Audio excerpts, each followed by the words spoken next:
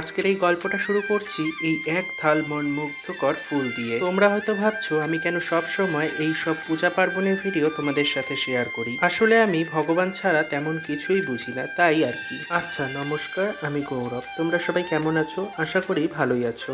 আচ্ছা দেখো, আজ আমি এতগুলো ফুলের মালা গেঁথে নিয়েছি কারণ আজ ছিল পূর্ণিমা, মানে এই ভিডিওটা আমি যেদিন করেছি সেই দিন। দেখো, এই দিন পূর্ণিমার সাথে সাথে ছিল কিন্তু হনুমান জয়ন্তী। আমি হনুমানজির পূজা করিনি ঠিকই, তবে যেহেতু হনুমানজি শিব ঠাকুরের এক অংশ, তাই শিব ঠাকুরকেই হনুমানজি রূপেই পূজা করে নিয়েছি। আর তাছাড়া ভগবান তো সব এক, খালি তাদের রূপ ভিন্ন ভিন্ন হয়ে থাকে।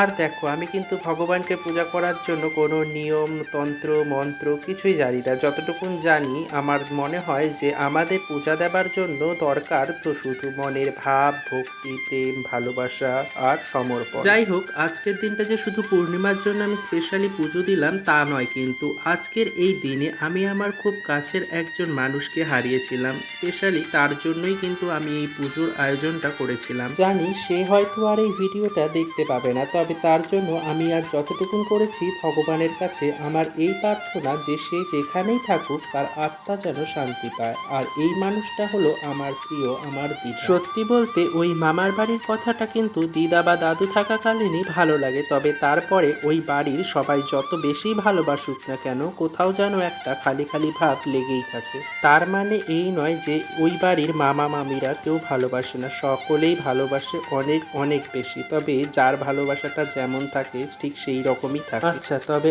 আজ এই ভিডিও এই পর্যন্তই থাক। পরের ভিডিওতে আবার কথা হবে। এখনো তো অনেক কথা বাকি রয়েছে। তোমরা সবাই সুস্থ থাকো, ভালো থাকো, টাটা, বাই।